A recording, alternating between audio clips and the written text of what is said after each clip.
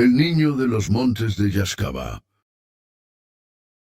En el municipio yucateco de Yaxcabá, donde el calor se enreda entre los árboles y el monte respira como un ser antiguo, vivía un niño de 8 años llamado Matías.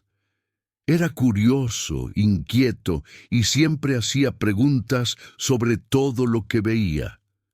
Su padre solía llevarlo junto con su hermano mayor, Esteban, a un pequeño terreno familiar donde limpiaban maleza y revisaban si los árboles frutales seguían dando vida. Aquella mañana, el sol apenas se asomaba entre las ramas cuando llegaron al lugar. El monte estaba húmedo por el rocío y el canto lejano de los pájaros marcaba el rumbo del día. Matías, como siempre, caminaba unos pasos adelante, observando los insectos y recogiendo piedras raras. «No te alejes, hijo», le advirtió su padre, sin levantar mucho la voz, acostumbrado a su espíritu explorador. Pero bastó un momento de descuido, un instante en que ambos adultos se concentraron en levantar una barda caída, y Esteban se distrajo afilando su machete. Cuando voltearon a buscarlo, Matías ya no estaba. Al principio pensaron que solo se había escondido como solía hacer. Lo llamaron entre risas nerviosas. «Matías, ya sal, no es gracioso». El silencio fue la primera señal de que algo no estaba bien.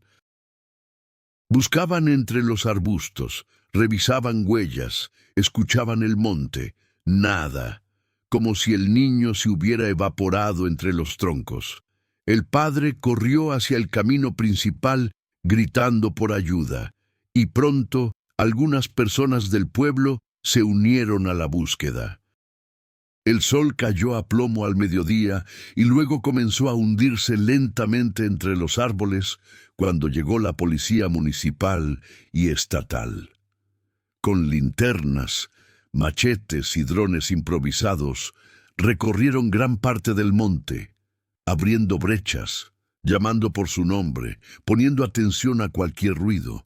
Pero lo único que respondía era el eco y el tic-tic lejano de los insectos nocturnos.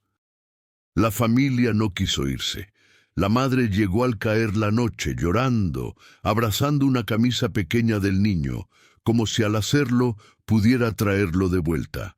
La abuela rezaba en maya a los aluches, pidiéndoles que regresaran al pequeño. Los días pasaron.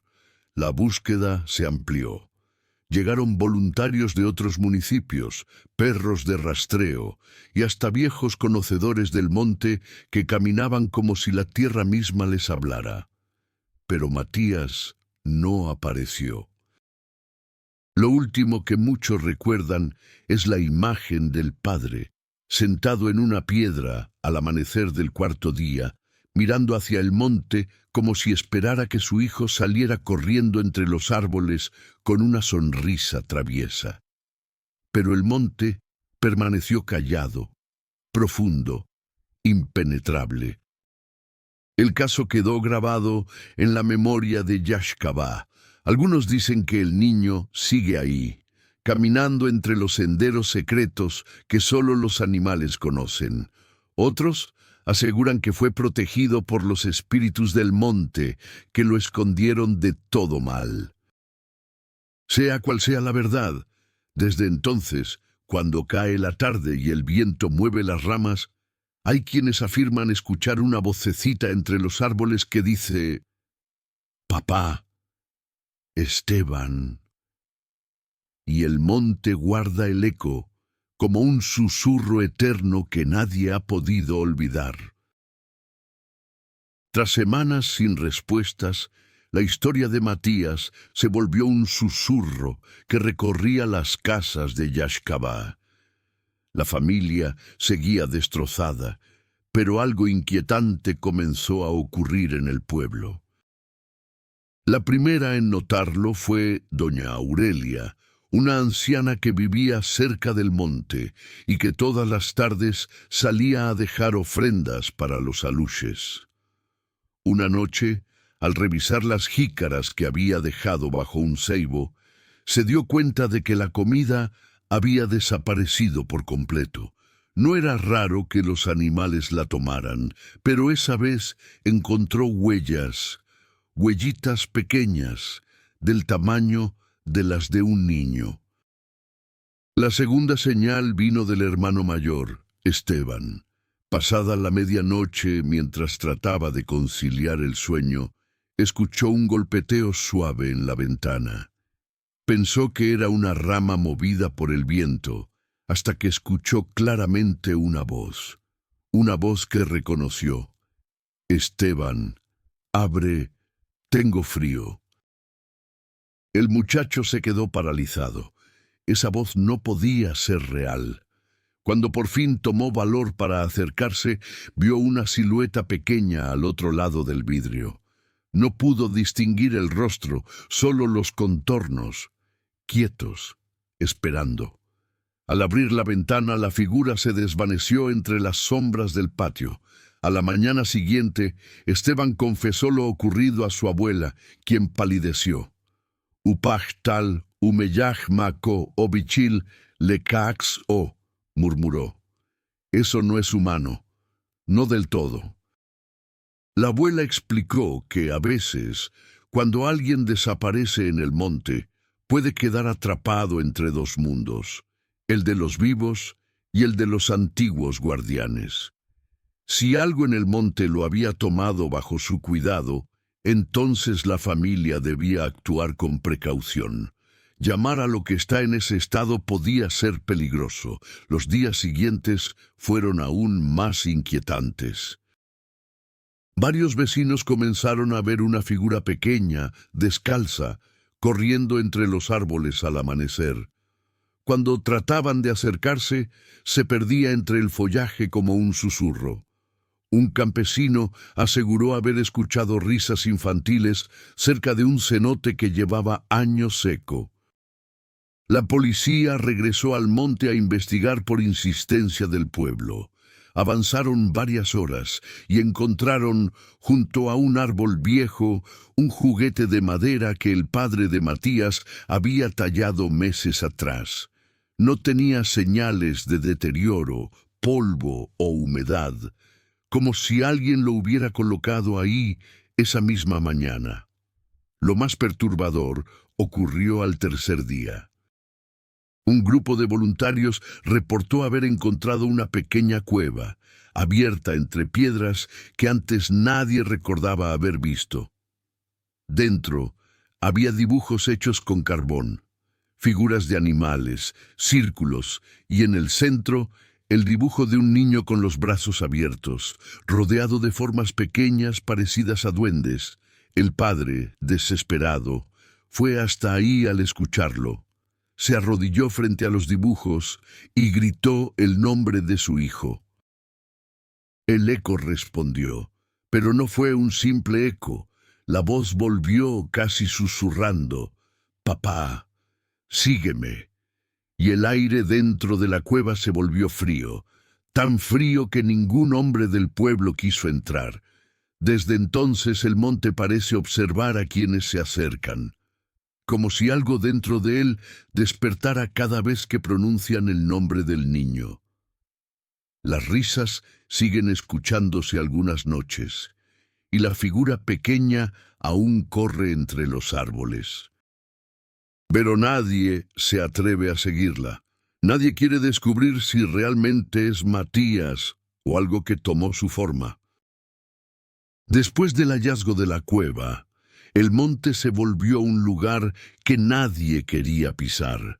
Incluso los hombres más experimentados, los que crecieron abriendo brecha entre espinas y serpientes, evitaban acercarse al ceibo viejo, donde habían encontrado los dibujos. Pero el padre de Matías no podía aceptar la idea de que su hijo estuviera atrapado, o peor aún, transformado. Cada madrugada, antes de que saliera el sol, se paraba frente al monte y murmuraba oraciones mezcladas con súplicas. Fue entonces cuando comenzó a tener sueños idénticos, sueños donde Matías aparecía parado frente a él, con la misma ropa del día en que desapareció, pero con los ojos negros, sin brillo, sin pupila, como agua estancada. En el sueño el niño extendía la mano y decía: «Papá, ven, estoy aquí, no estoy solo». Y detrás de él, a la oscuridad de la cueva, se movían otras figuras pequeñas, 12, quizá más. No tenían forma clara, solo sombras que respiraban. La abuela, al escuchar esto, palideció como nunca. «Lecax mix tunchencach», murmuró. «El monte no solo tomó a Matías, lo integró». Aseguró que había entidades antiguas, guardianes del monte, que podían tomar a un niño y convertirlo en uno de ellos. No para hacerle daño, sino para incorporarlo a su mundo, donde el tiempo y la carne no funcionan igual. Esa misma noche, el padre tomó una decisión que nadie pudo detener: entrar a la cueva. Solo él. Solo un machete colgado al cinturón, una linterna y una foto de su hijo. Esteban quiso acompañarlo, pero su padre lo empujó con fuerza. «Si algo pasa, tú te quedas con tu madre. Esto solo me pertenece a mí». Cruzó el monte como si una fuerza invisible lo guiara. Los animales callaban a su paso. Ni un pájaro, ni un insecto, ni el viento se atrevían a interrumpir su camino. Cuando llegó al ceibo, la entrada de la cueva parecía más grande, como si estuviera respirando. La linterna parpadeó, pero él siguió adelante. Adentro, la temperatura bajó de golpe. El olor era húmedo, profundo, como el de un cenote cerrado. Pero lo peor era el sonido. Pasitos pequeños, descalzos, corriendo por las paredes, por el techo, por detrás de él. Entonces escuchó la voz. «Papá, llegaste». El haz de luz de la linterna tembló. Matías estaba ahí, a unos metros, su hijo, o lo que quedaba de él. Tenía la misma estatura, la misma ropa, pero su piel estaba pálida y sus ojos no eran ojos humanos. El padre, temblando, dio un paso adelante. «Hijo, hijo, vámonos a casa, ¿sí? Tu mamá te espera, estamos todos contigo». Matías sonrió, una sonrisa demasiado amplia. «Yo no puedo salir». «¿Por qué? ¿Quién te tiene aquí?» «No me tienen, soy parte de ellos». «¿Ellos? ¿Quiénes son?» El niño giró la cabeza hacia la oscuridad, y entonces salieron. Ojos pequeños comenzaron a encenderse entre las sombras, decenas de ellos, algunos rojos, otros amarillos, siluetas del tamaño de niños, pero con extremidades largas y delgadas, como raíces vivas. Caminaban en cuclillas, pero cada movimiento era antinatural, descompuesto, los aluches, pero no como los contaban las leyendas para niños, no traviesos, no guardianes, sino hambrientos. Matías dio un paso hacia su padre. «¿Quieres llevarme, verdad?» «Sí, hijo, contigo». «Entonces tienes que quedarte también». Las sombras se movieron al unísono. El padre retrocedió, pero la entrada ya no estaba. La cueva había cambiado, cerrándose como la boca de un animal gigantesco. En Yaxcabá nadie volvió a ver al padre, ni vivo ni muerto, pero desde esa noche los vecinos afirman que en el monte se escuchan dos voces entre los árboles, una infantil, alegre, juguetona: «Papá, ven a jugar», y otra más grave, rota, cansada: «Hijo, por favor, regresemos a casa». A veces, al amanecer, algunos aseguran ver dos figuras pequeñas corriendo entre los árboles, una del tamaño de un niño y la otra demasiado baja para ser un hombre. La familia no pierde la esperanza de que algún día los aluches dejen regresar a Matías y a su padre nuevamente. Si quieres otra historia real de terror mexicano, No olvides suscribirte.